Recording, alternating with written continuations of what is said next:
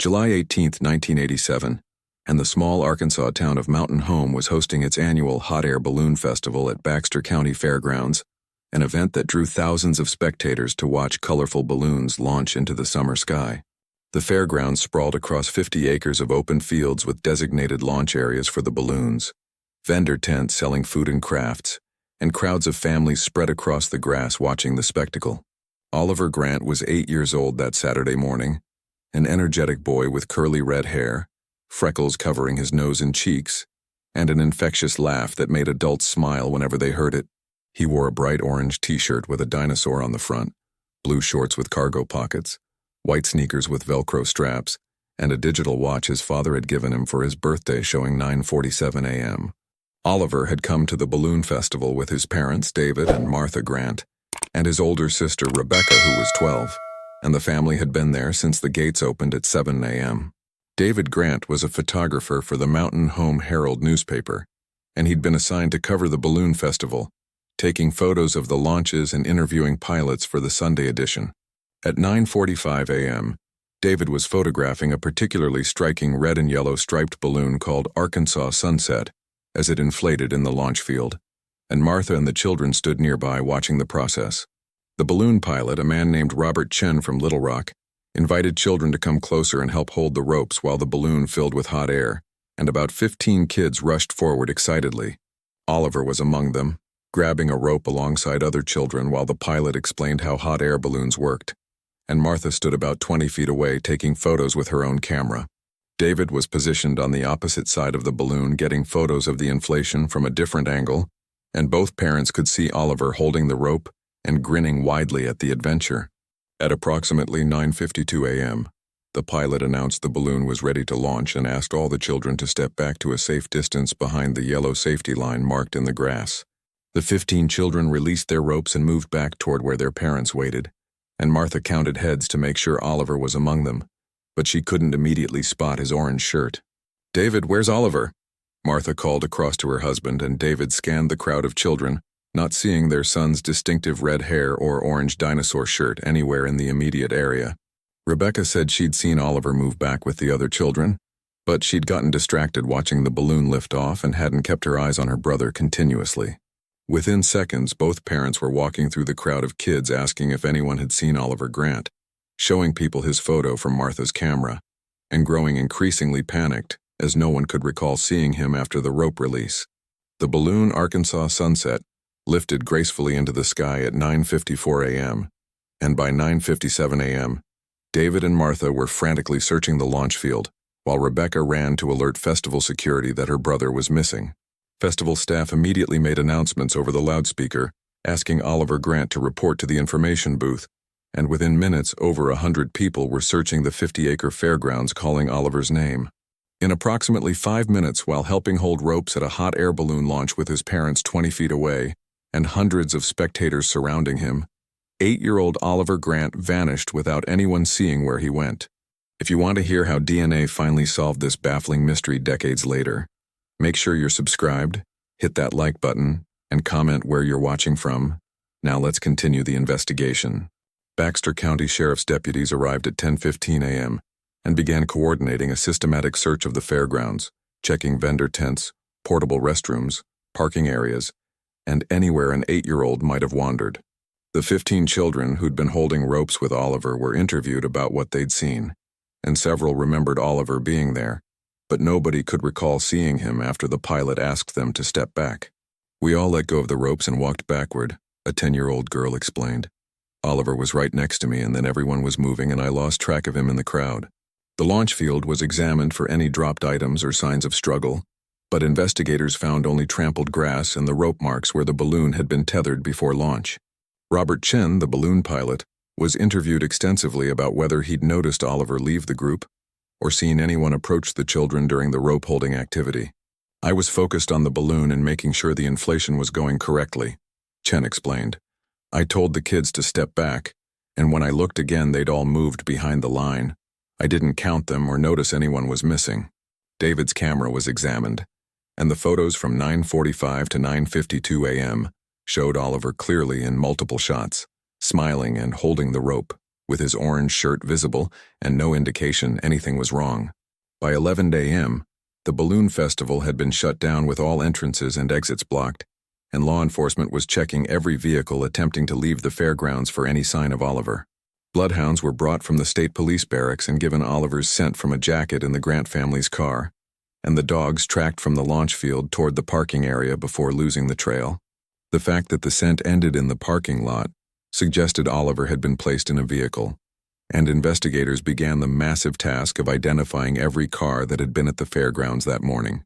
FBI Special Agent Lisa Martinez arrived from the Little Rock field office at 1 p.m. and immediately took over coordination of what was now officially being treated as a child abduction. Agent Martinez interviewed David and Martha extensively about whether anyone had been paying unusual attention to Oliver during the morning, or if they'd noticed anyone suspicious near the balloon launch area. "There were hundreds of people," Martha said through tears. "Everyone was watching the balloons, taking photos. I didn't notice anyone specifically focused on Oliver. Everyone seemed like normal families enjoying the festival."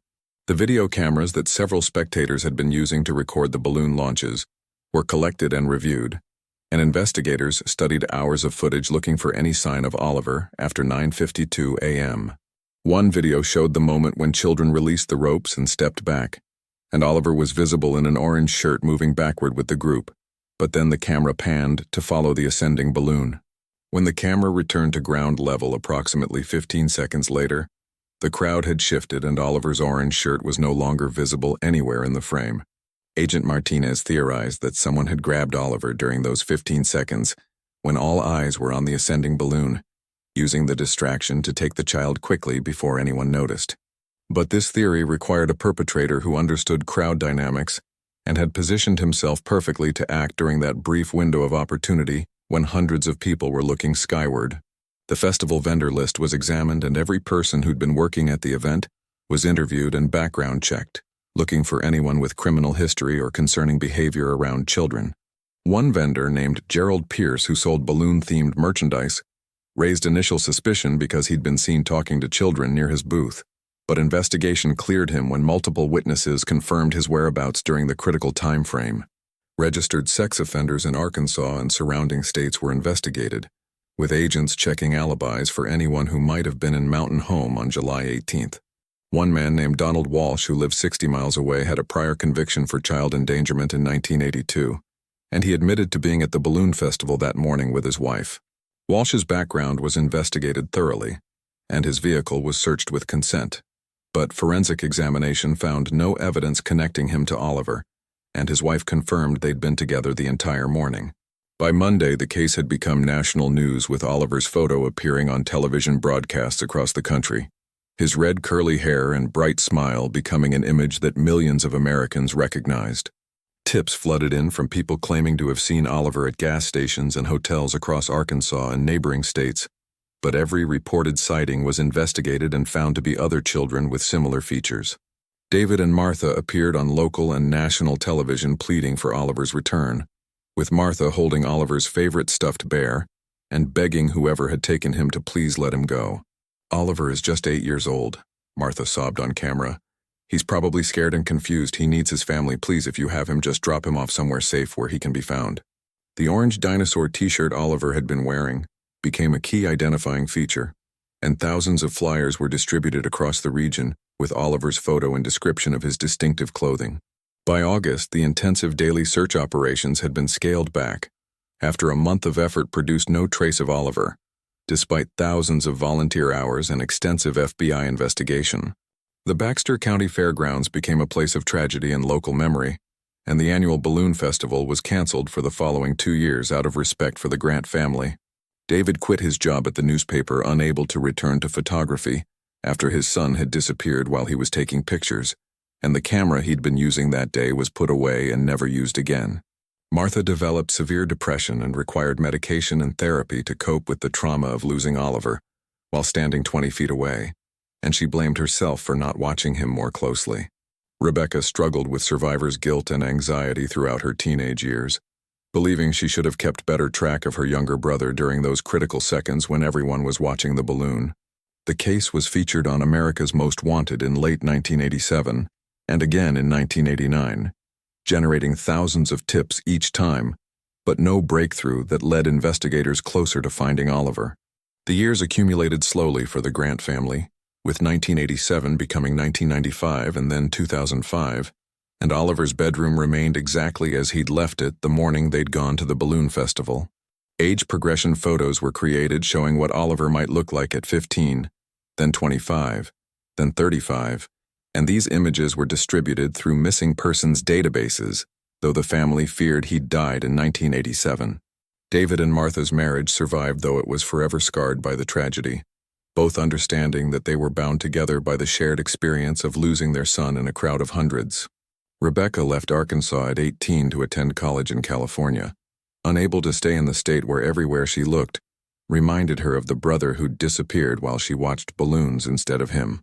Detective James Harrison took over the cold case in 2008 when he joined Arkansas State Police, and he periodically reviewed the evidence, hoping that advances in technology might reveal something investigators in 1987 had missed. Harrison tracked down and re-interviewed people who'd been at the balloon festival, now adults in their 40s and 50s, asking if time had changed their memories or made them remember details they'd withheld. But most had only vague recollections of that July morning, the balloon launches and the excitement, and then the terrible realization that a child had vanished, and nobody could provide new information beyond what they'd told police decades earlier. By 2015, Oliver would have been 36 years old, possibly with a career and family of his own, and Martha held memorial services each July 18th at a church in Mountain Home, though she'd never had a body to bury. True crime podcasts discovered Oliver's case in the late 2010s, and several shows featured detailed episodes analyzing the 15-second window when he disappeared and proposing theories about who might have taken him. Some podcasters suggested Oliver had been targeted by someone who'd been watching him earlier in the morning, someone who'd followed the family and waited for the perfect moment to strike when everyone was distracted. Others believed it was a crime of opportunity by someone who happened to be positioned near Oliver when the balloon lifted off, someone who grabbed him impulsively during those seconds when hundreds of eyes looked skyward. In September 2024, developers excavating land for a new shopping center on the outskirts of Mountain Home, about 8 miles from the fairgrounds, uncovered human remains while digging the foundation. The remains were small and appeared to be those of a child, buried in a shallow grave that had been undisturbed for decades until construction equipment exposed the site. Arkansas State Police were called immediately, and Detective Sarah Chen from the Cold Case Unit arrived to investigate what was clearly a homicide that had been concealed for many years. The remains were carefully extracted and transported to the State Forensic Laboratory, and preliminary examination suggested they'd been buried for approximately 30 to 40 years, based on deterioration and soil analysis. Chen immediately thought of Oliver Grant's case given the age of the remains, the proximity to Mountain Home, and the time frame that matched, though 8 miles seemed far from the fairgrounds for a quick disposal. The excavation site was in a wooded area that had been largely undeveloped in the 1980s, accessed by dirt roads that few people traveled, making it a plausible location for someone to bury a body without being observed. Chen requested that DNA be extracted from the remains and compared against the Grant family's genetic profile, which had been established years earlier using samples from David and Martha. The forensic analysis took 8 weeks because the remains were significantly degraded, but scientists were able to recover sufficient genetic material for comparison and identification. David and Martha, now in their 70s, received a call from Detective Chen in November 2024, asking them to come to the police station for an important update on Oliver's case. "We've found remains that we believe are Oliver," Chen explained gently. "DNA testing has confirmed identity, and I wanted you to hear this directly from me before any public announcement is made." The confirmation that Oliver had been found brought devastating grief mixed with strange relief after 37 years of not knowing, and Martha collapsed, sobbing in David's arms, finally having the answer she'd dreaded. When DNA results were formally presented, they showed a 99.98% probability that the remains were Oliver Grant, missing since July 1987 from a hot air balloon festival when he'd been 8 years old. Chen's investigation revealed that the property where Oliver's remains were found had been owned in 1987 by a man named Raymond Pierce, who'd operated a small mechanic shop on the land before selling it in 1991. Pierce had died in 2017, but Chen obtained warrants to exhume his body for DNA comparison against evidence collected from the burial site and from Oliver's remains. The exhumation and analysis took 6 weeks, and when results came back in January 2025, they contained shocking findings that transformed understanding of what had happened to Oliver. The DNA analysis revealed that Raymond Pierce's genetic material was found on fragments of fabric recovered with Oliver's remains, providing conclusive evidence that he'd been in contact with the victim. Forensic examination of the remains showed that Oliver had died from asphyxiation, and investigators theorized that Pierce had suffocated him, possibly to keep him quiet during the abduction or transport. Detective Chen investigated Pierce's background extensively and discovered a disturbing history that had never been connected to Oliver's disappearance, despite him living just 8 miles from the balloon festival. Pierce had been a reclusive mechanic who lived alone on his property, and former neighbors recalled that he'd been strange and antisocial, rarely speaking to people and becoming hostile when anyone approached his land. Chen discovered that Pierce had attended the balloon festival on July 18, 1987, though he'd never come forward during the investigation or mentioned being there when police had canvassed the area looking for witnesses. A review of old fairground parking records preserved in county archives showed a vehicle registered to Raymond Pierce had entered the fairgrounds at 8:30 a.m. and exited at 10:15 a.m., placing him there during the exact time frame when Oliver disappeared. Former acquaintances of Pierce were tracked down and interviewed about his behavior in the summer of 1987, and several recalled that he'd seemed nervous and paranoid in the weeks following the balloon festival. One former customer at Pierce's mechanic shop, now in his 70s, remembered Pierce abruptly closing his business for 2 weeks in late July 1987, claiming he needed to take care of personal matters. This timeline aligned with when Pierce would have needed to bury Oliver's body and potentially clean or dispose of evidence from the abduction, and the 2-week closure gave him time to work without witnesses.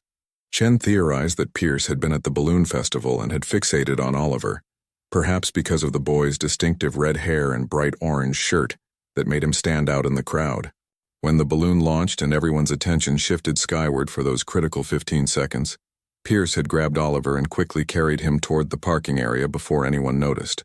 He'd likely had his vehicle parked strategically near the launch field, allowing him to reach it quickly with Oliver before festival security could respond to the missing child report that came minutes later. Pierce had driven the 8 miles to his property with Oliver, and at some point during the drive or after arriving, he'd killed the child, perhaps panicking about what he'd done or fearing that Oliver would identify him. The burial site on Pierce's property had been in a wooded area behind his mechanic shop, a location he could access easily without neighbors seeing, and the shallow grave had remained undiscovered for 37 years. David and Martha Grant received the full investigation results in February 2025, and they were devastated to learn that Oliver had been so close to home, buried just 8 miles from where he'd disappeared. "We drove past that property hundreds of times over the years," David said through tears. "Oliver was there the whole time and we had no idea. We were searching everywhere except where he actually was." The fact that Raymond Pierce had died in 2017 without ever being held accountable for Oliver's murder was bitter, but the family found some solace in the truth finally being known. "At least we know what happened," Martha told reporters. "We know Oliver didn't suffer for long and we know who took him from us, and that's more than we've had for 37 years. Detective Chen's investigation revealed that Pierce had been investigated in 1974 for loitering near a playground in Little Rock, but no charges had been filed, and the incident had been forgotten by the time Oliver disappeared. If that earlier investigation had been more thorough, or if Pierce had been flagged in databases, he might have been questioned more aggressively in 1987, but the systems that exist today to track such individuals didn't exist then. Rebecca Grant, now 50 years old and living in Oregon, flew to Arkansas when she learned Oliver had been found, and she stood with her parents as they prepared to finally bury her brother. "I've carried guilt for 37 years about not watching Oliver more closely," Rebecca said, "but I understand now that a predator was hunting, and nothing I could have done would have stopped him from finding a moment to strike." The case brought renewed attention to the vulnerability of children at large public events, where crowds create opportunities for abductions, and Arkansas implemented new security protocols at festivals and fairs. Chen's use of property records and parking logs from 1987 demonstrated the importance of preserving all documentation from crime scenes, because details that seem insignificant at the time can become crucial decades later when technology allows new analysis. Oliver Grant was finally laid to rest in March 2025, 37 years after he disappeared from a balloon festival, and over 800 people attended the funeral service in Mountain Home to honor the boy who'd never had the chance to grow up. The small casket was carried by family members and friends who'd known Oliver during his brief 8 years, and the service celebrated the energetic red-headed boy who'd loved dinosaurs and had an infectious laugh that people still remembered decades later. David Grant, now 74, spoke at the service about the 37 years of searching and the strange relief that came with finally being able to bury his son and know the truth about what had happened. "We always said we just wanted to bring Oliver home," David told the gathering. "And today we're finally doing that.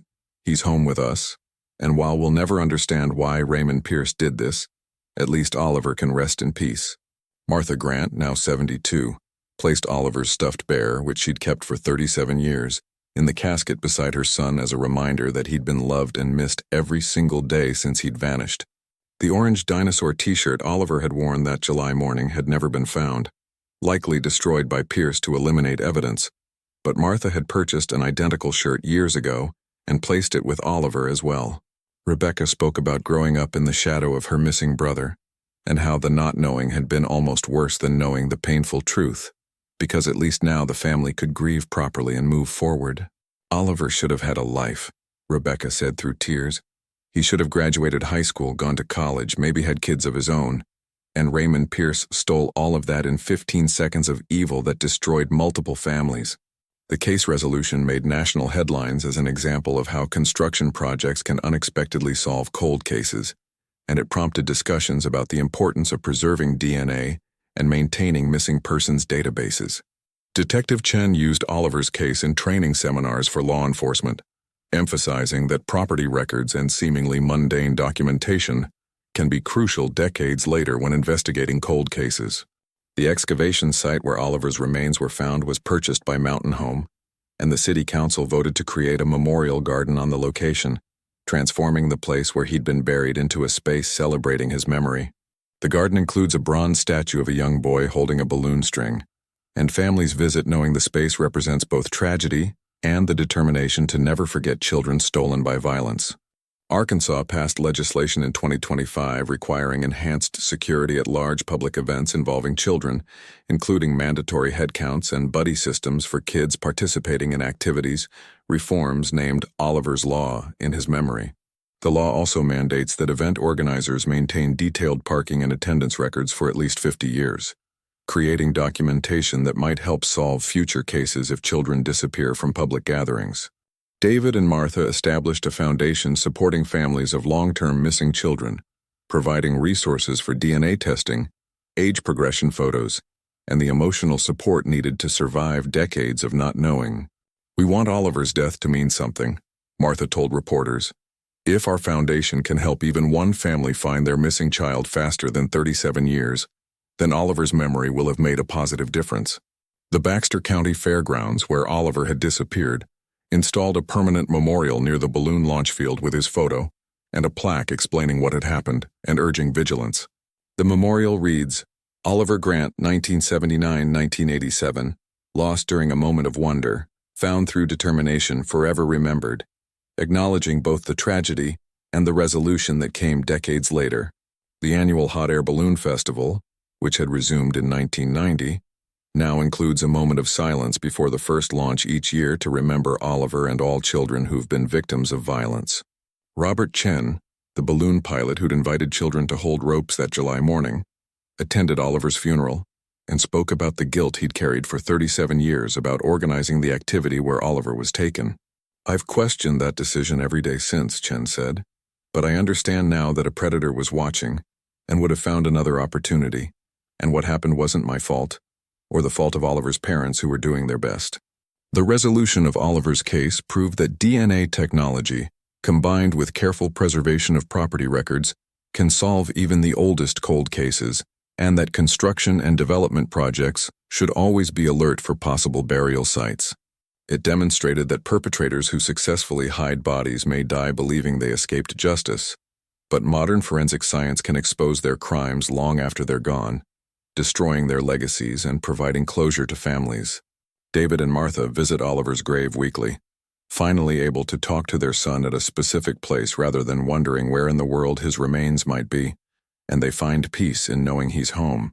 For 37 years we didn't know if Oliver was alive somewhere, if he'd suffered where his body was, David said at the dedication of Oliver's memorial garden. Now we know, and while the truth is painful, it's also a gift because uncertainty is its own special torture. The story of Oliver Grant reminds us that 8-year-olds should be safe at balloon festivals, that predators can strike in seconds during moments of distraction, and that families deserve answers no matter how much time has passed. And in Mountain Home, Arkansas, where a red-headed boy in an orange dinosaur shirt once held ropes at a balloon launch, his memory lives on in laws that protect children, in a garden that celebrates his life, and in a community that never forgot him. The case stands as testament to determined investigation, the power of DNA technology combined with archived records, and the truth that even after 37 years, the lost can be found and brought home. Oliver Grant was lost in 1987, buried 8 miles from where he disappeared, found in 2024 through construction and DNA, and finally laid to rest in 2025 surrounded by family and a community that had searched for him for decades. His story proves that cold cases deserve continued attention, that development projects can unexpectedly solve mysteries, and that justice, even when the perpetrator is dead, matters to families who've lived with unanswered questions.